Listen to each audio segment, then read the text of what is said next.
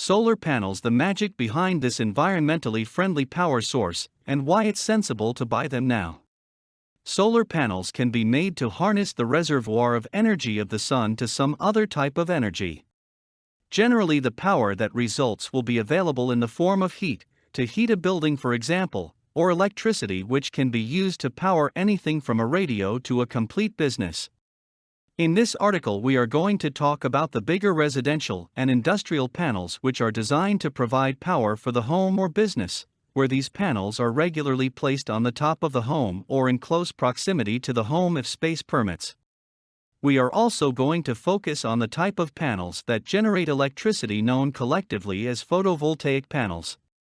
Solar panels are a terrific way to cut energy costs and to reduce your carbon emissions, and to become more self-sufficient.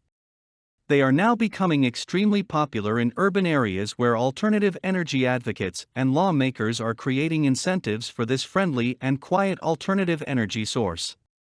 The state of Colorado, for example, has been offering massive rebates on the upfront cost in acquiring and implementing a residential solar system.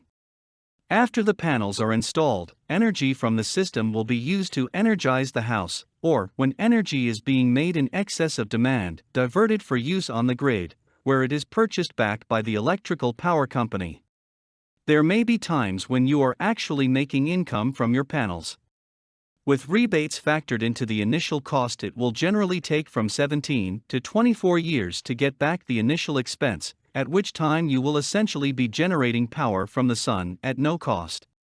One little known fact, however, is that solar panels are initially contributory to greenhouse emissions because it takes power to manufacture a solar panel, that this energy is very often fossil-based and front-end loaded, and that therefore there is a time period during which the solar panel has actually added to carbon emissions rather than detracted from them.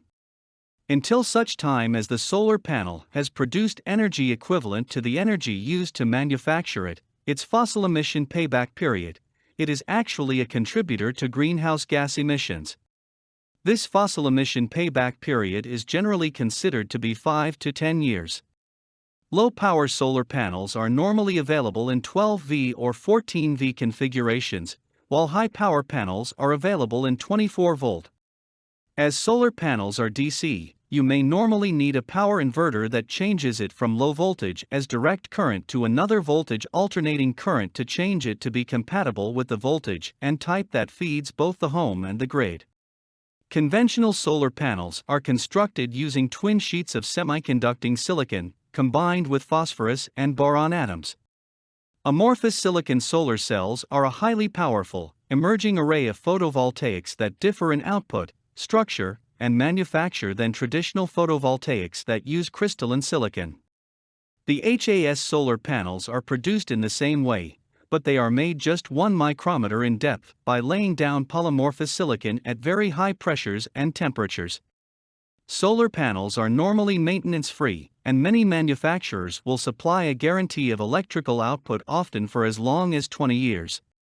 Solar panels are installed on whichever side of your house that gets the maximum solar exposure. In locales south of the equator this would be the north-facing aspect, and in locales north of the equator it's the south-facing aspect.